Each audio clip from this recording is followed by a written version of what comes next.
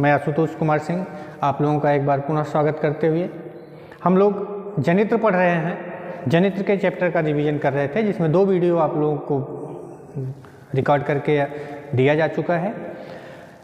उन दोनों वीडियो में हम लोगों ने जनित्र की कार्यप्रणाली, जनित्र के कार्य सिद्धांत, जनित्र के भाग पढ़ चुके हैं और जो टॉपिक हमारा चल रहा था वो था जनित्र का वर्गीकरण। वर्गीकरण में भी हम पृथक स्वउत्तेजित जनित्र के बारे में पढ़ा, पृथक उत्तेजित पढ़ रहे हैं। तो आइए हम लोग अपने टॉपिक पर चलते हैं। हम लोगों ने पढ़ा था पृथक उत्तेजित जनित्र, जिसमें हमने आपको बताया था कि पृथक उत्तेजित जनित्र 3 प्रकार के होते हैं। पहला नंबर 1 सीरीज,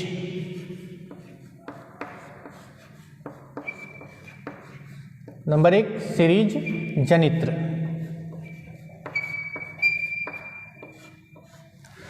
सीरीज जनित्र डायग्राम के माध्यम से समझने का प्रयास करते हैं।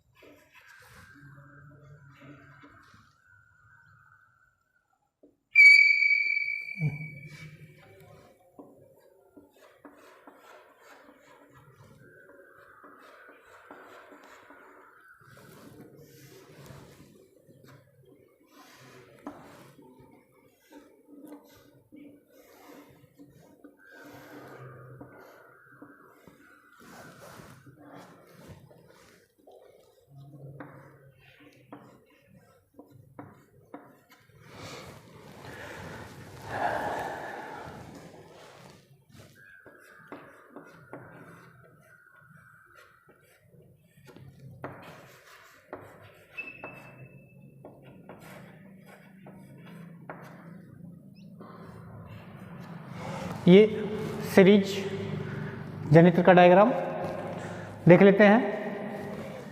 यहाँ पर ICDP स्विच लगा है। ICDP को आपको बताया गया है iron colour double pole switch. यहाँ पर लोड लगा हुआ है। जनित्र का ये डायग्राम दिया गया है, जिसमें आर्मेचर और सीरीज फील्ड बाइंडिंग। सीरीज जनित्र इसलिए कहा जाता है कि यहाँ पर चुंबकीय फील्ड को जनरेट करने वाली जो युक्ति होती है या चुंबकीय क्षेत्र को उत्पन्न करने वाला जो भाग होता है वह आर्मेचर के श्रेणी क्रम में जुड़ा होता है। श्रेणी क्रम हमने पढ़ा है कि श्रेणी क्रम वह क्रम होता है जिसमें धारा प्रवाह के लिए केवल एक मार्ग प्राप्त होता है, वो श्रेणी क्रम कहलाता है। तो यहाँ पर और दूसरी तरह से परिभाषा आपको बताई गई रही होगी, देख लीजिए। जैसे ये हमारे पास 2 प्रतिरोध हैं, 2 प्रतिरोध जिसमें प्रत्येक प्रतिरोध के 2 सिरे 1 2 1 2। यहाँ पर अगर श्रेणी क्रम में हमें इसे जोड़ना है तो हम क्या करते हैं, दूसरे प्रतिरोध के पहले प्रतिरोध के दूसरे सिरे को तथा दूसरे प्रतिरोध के पहले सिरे को आपस में जब जोड़ देते हैं तो ये कहलाता है श्रेणी क्रम। वही कंडीशन यहाँ पे भी है।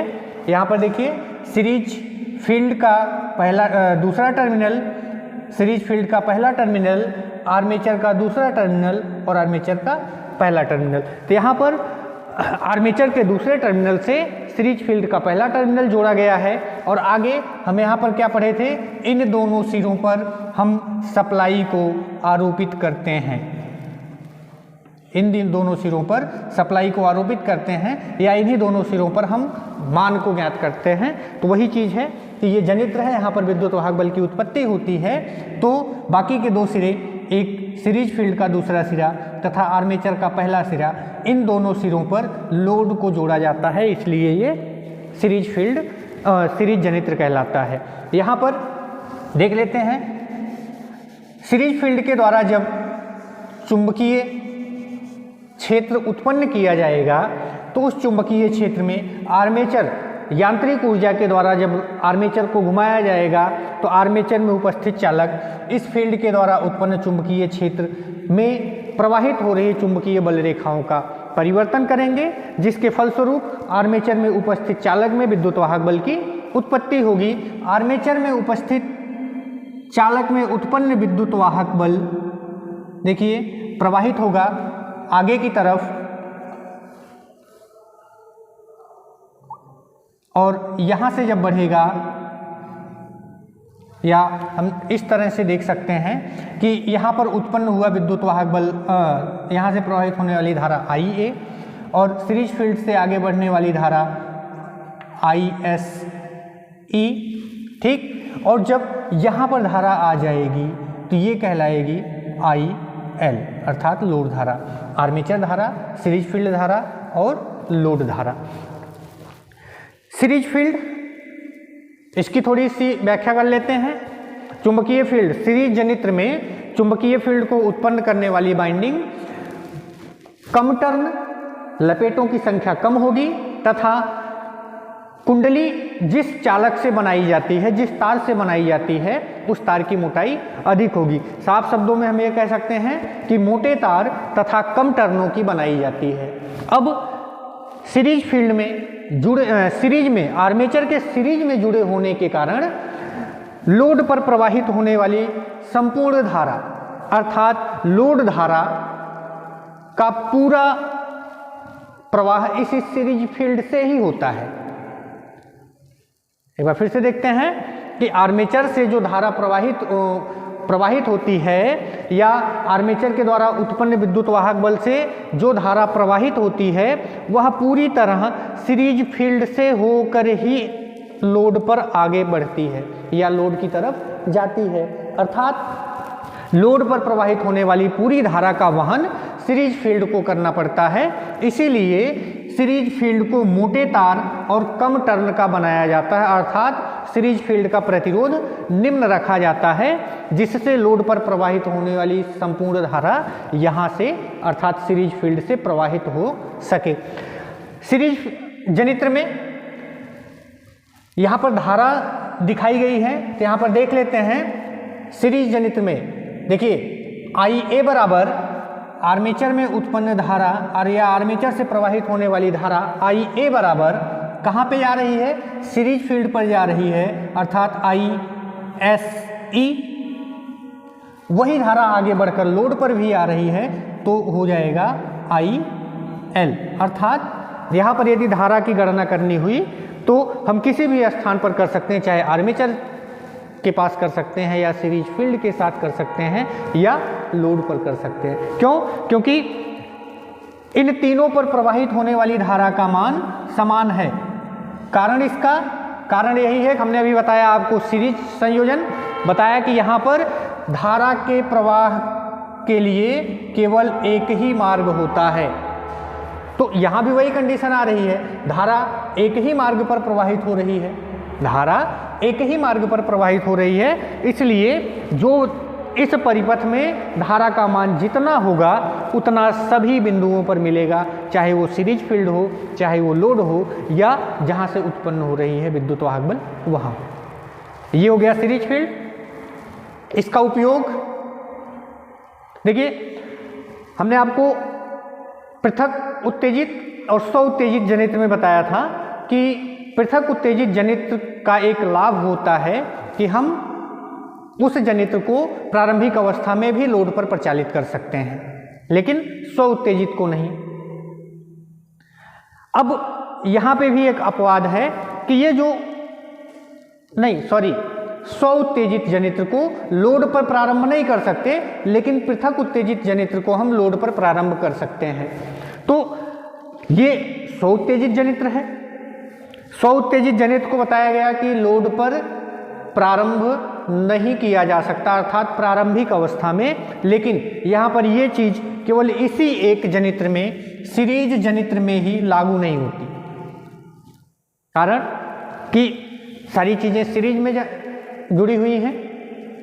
धारा प्रवाह के लिए एक मार्ग प्राप्त हो रहा है, तो जो भी धारा प्रवाहित होगी वह सीरीज फील्ड से ही होकर जाएगी, अर्थात सीरीज फील्ड में जब प्रवाहित होगी तो वहाँ का चुंबकीय बल बढ़ेगा और चुंबकीय क्षेत्र के मान में वृद्धि होगी।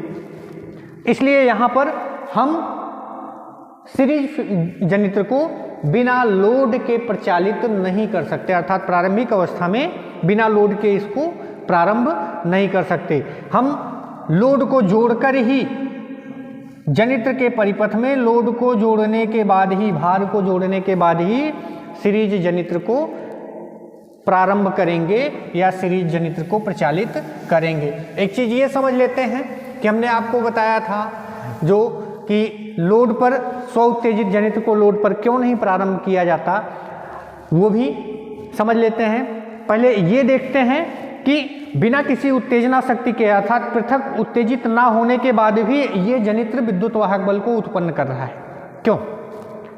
देखिए, एक नाम आपको बताया गया होगा अवशिष्ट चुंबकत्व या अवशिष्ट चुंबक।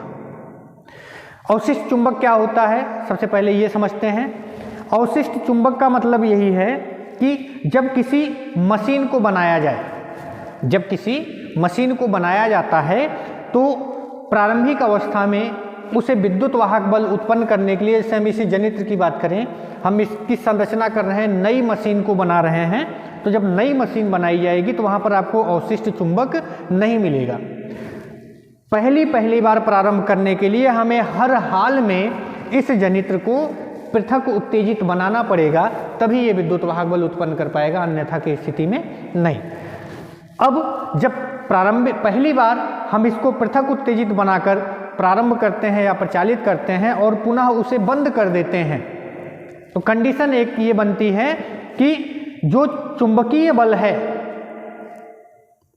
वह कुछ मात्रा में हमारी मशीन में स्टोर हो जाता है या हमारी मशीन में रुका रह जाता है, वही कहलाता है अवशिष्ट चुंबक। अर्थात प्रारंभिक अवस्था या पहली बार जब जनित्र को प्रारंभ किया जाएगा तो उसे पृथक उत्तेजित बनाना ही पड़ेगा, और जब एक बार जनित्र को उत्तेजित करके कार्य कर लिया गया और बंद कर दिया जाए तो उस मशीन में जो कोर लगी होती है, जिस पर बाइंडिंगें स्थापित की गई रहती हैं, उनमें कुछ चुंबकत्व या हम ये कह सकते हैं कि कुछ शक्ति, चुंबकीय शक्ति स्टोर हो जाती है जो अवशिष्ट चुंबक कहलाती है। उसी अवशिष्ट चुंबक से ही प्रारंभिक अवस्था में आर्मेचर विद्युत वाहक बल को उत्पन्न करता है। जो भी शक्ति यहाँ पर स्टोर हुई है या रुकी हुई है मशीन में, जब हम आर्मेचर को घुमाएंगे तो उस शक्ति के द्वारा विद्युत वाहक बल की उत्पत्ति होगी, उस शक्ति के द्वारा विद्युत वाहक बल की उत्पत्ति होगी। देखिए, ये दिया गया, आपको बताया गया है, यही कनेक्शन संयोजन है। देखिए, ये आर्मेचर है, ये फील्ड है, सीरीज फील्ड, सीरीज फील्ड। यहाँ पर बताया गया कि कुछ चुंबकीय बल है, अवशिष्ट चुंबक है, तो जो अवशिष्ट चुंबक है उसके माध्यम से आर्मेचर में विद्युत वाहक बल उत्पन्न होगा, और जो विद्युत वाहक बल उत्पन्न होगा उससे कुछ मान की धारा प्रवाहित होगी जो कहलाएगी IA, आर्मेचर धारा। अब धारा जब आगे बढ़ती है तो वही धारा सीरीज फील्ड में आती है।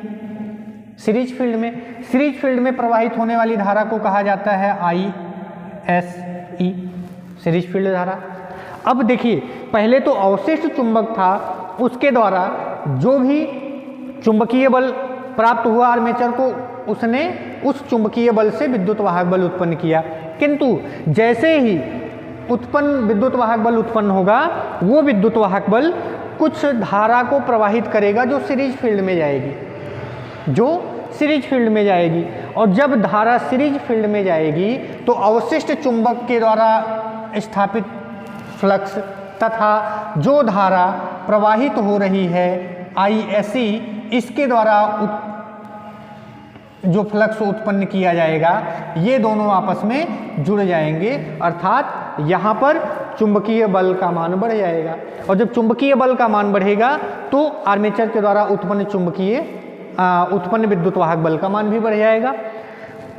यहाँ तक तो ठीक है।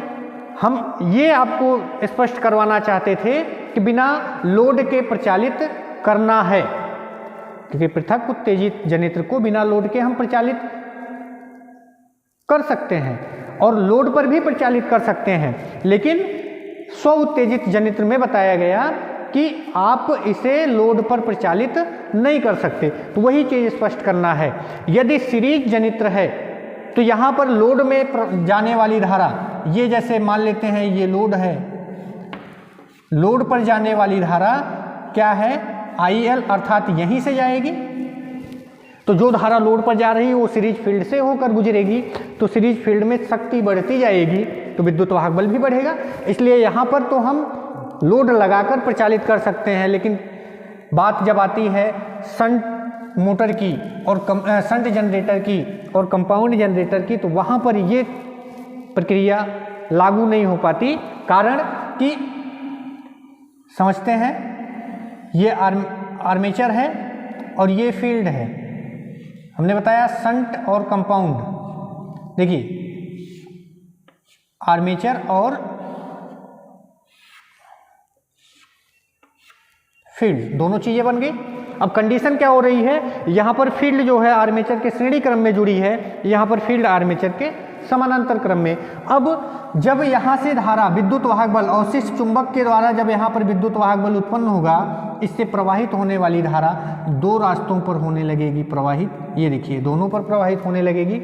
इस कंडीशन में आपको बताया गया है कि धारा प्रवाह उसी मार्ग पर या धारा प्रवाहित होने के लिए उसी मार्ग को चुनती है जिस मार्ग पर प्रतिरोध का मान निम्न होता है। Field winding, shunt field winding का प्रतिरोध उच्च होता है, कारण कि ये अधिक टर्न और पतले तार की बनाई जाती है, इसलिए प्रतिरोध अधिक होने के कारण धारा दूसरी तरफ प्रवाहित होने लगेगी। यहाँ भी होगी किंतु संपूर्ण धारा फील्ड में नहीं आ पाएगी, कुछ लोड पर जाएगी और कुछ फील्ड में जाएगी।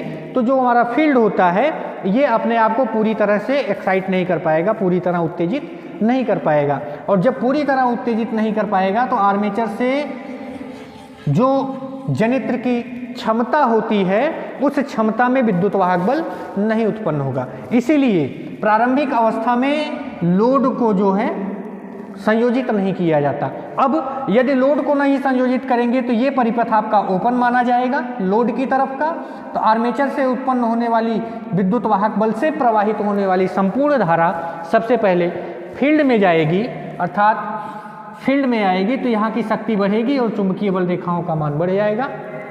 एक समय ऐसा आएगा जब ये कुंडली संतृप्त हो जाएगी। संतृप्त होने का मतलब यही है कि वह अपनी क्षमता जितनी उसकी कैपेसिटी है उतने बल को उत्पन्न करना प्रारंभ कर देगी। उस अवस्था में हम धारा के मान को कितना भी बढ़ा लें, धारा के मान को कितना भी बढ़ा लें, किसी भी प्रकार का परिवर्तन नहीं होगा। परिवर्तन कब तक होता है, जब तक फील्ड बाइंडिंग संतृप्त अवस्था में नहीं आ जाती। जब फील्ड बाइंडिंग संतृप्त हो जाती है उस समय हम लोड को जोड़ देते हैं, लोड को जोड़ देते हैं। जब लोड को जोड़ देंगे तो धारा दोनों तरफ प्रवाहित होने लगी, एक फील्ड को भी उत्तेजित कर रही है, दूसरा लोड में भी प्रवाहित हो रही है। इसलिए शंट जनित्र और कंपाउंड जनित्र को प्रारंभिक अवस्था में बिना लोड के ही प्रचालित किया जाता है। हम ये समझ सकते हैं कि आप लोगों को समझ में आ गया होगा। एक बार सीरीज जनित्र को देख लेते हैं। सीरीज जनित्र वह जनित्र कहलाता है जिसमें आर्मेचर, फील्ड वाइंडिंग तथा लोड आपस में श्रेणी क्रम में जुड़े होते हैं। श्रेणी क्रम मतलब इन तीनों को जोड़ने पर जो परिपथ तैयार होता है उसमें धारा प्रवाह के लिए केवल एक मार्ग होगा, तो वह कहलाएगा श्रेणी क्रम। और जब श्रेणी क्रम में ये जनित्र जुड़ा होगा तो इसे हम बोलेंगे श्रेणी जनित्र या सीरीज जनित्र, श्रेणी जनरेटर या सीरीज जनित्र। अब यहाँ पर प्रवाहित होने वाली धारा IA, आर्मेचर में उत्पन्न विद्युत वाहक बल से प्रवाहित होने वाली धारा IA, सीरीज फील्ड में प्रवाहित होने वाली धारा ISC, लोड पर प्रवाहित होने वाली धारा IL। जब सभी चीज़ें एक ही रास्ते पर जुड़ी हुई हैं या एक ही तार से जुड़ी हुई हैं तो उस तार में प्रवाहित होने वाली धारा के मान में किसी भी प्रकार का परिवर्तन नहीं होगा, अर्थात आर्मेचर, सीरीज फील्ड और लोड तीनों पर प्रवाहित होने वाली धारा का मान एक होगा। इसलिए यहाँ पर धारा ज्ञात करने के लिए सूत्र बनता है IA बराबर ISC बराबर IL, अर्थात हमें पूर्ण परिपथ की धारा का मान ज्ञात करना है तो चाहे हम IL का मान निकाल लें, चाहे ISC का मान निकाल लें, चाहे IA का मान निकाल लें, हमें परिपथ की संपूर्ण धारा प्राप्त हो जाएगी। सीरीज जनित्र, इसका उपयोग देखिए, इसका उपयोग होता है बूस्टर के रूप में। बूस्टर अर्थात हमारी जो ट्रांसमिशन लाइन है या डिस्ट्रीब्यूशन लाइन है उस पर बूस्टर के रूप में किया जाता है। ठीक है, आगे बढ़ते हैं। सीरीज जनित्र के बाद दूसरा हमने बताया था आप लोगों को कि सीरीज जनित्र के बाद आएगा आपका शंट जनित्र।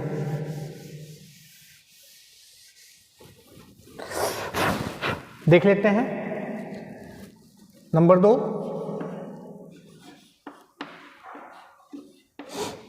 शंट जनित्र।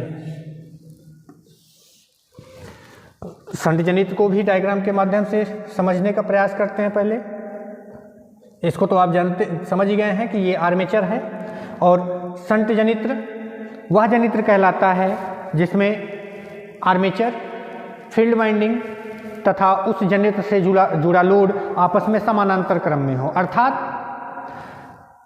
इस संयोजन में धारा प्रवाह के लिए एक से अधिक मार्ग प्राप्त होता है, इसीलिए इसे शंट जनित्र कहते हैं या समानांतर संयोजन कहते हैं। तो शंट जनित्र में हम फील्ड वाइंडिंग को बनाते हैं।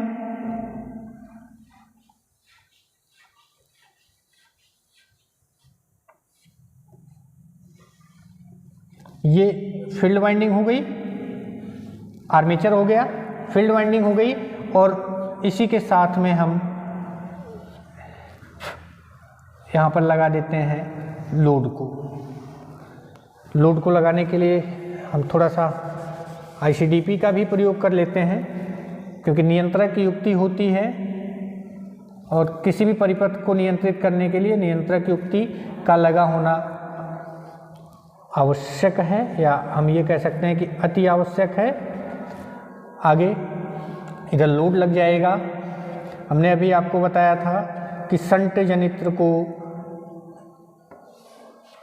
ये लोड है,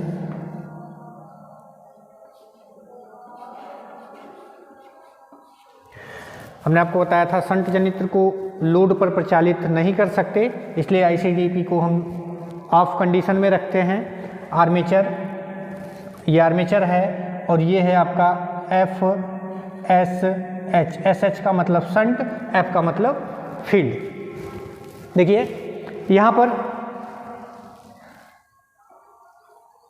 IA, आर्मेचर से प्रवाहित होने वाली धारा IA, आगे बढ़ेंगे तो दो रास्ते मिलेंगे।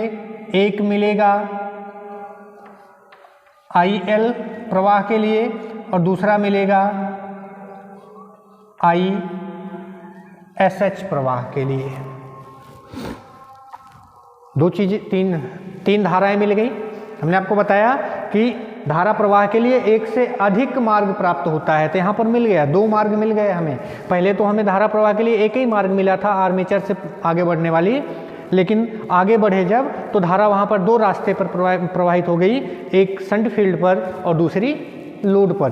तो थोड़ा सा समझने का प्रयास करते हैं कि वह जनित्र जिसमें लोड फील्ड वाइंडिंग और आर्मेचर ये आपस में समानांतर क्रम में जुड़े हैं। समानांतर क्रम आपने पढ़ा है कि वह संयोजन जिसमें प्रत्येक प्रतिरोधक के एक सिरे आपस में एक स्थान पर और दूसरे सिरे आपस में एक स्थान पर जोड़ दिए जाते हैं और उन सिरों पर हम सप्लाई को इनपुट देते हैं, तो वो कहलाता है समानांतर संयोजन। यहाँ पर जनित्र पढ़ रहे हैं, यहाँ पर हमें सप्लाई को इनपुट नहीं देना है, यहाँ पर हम सप्लाई को आउटपुट लेंगे।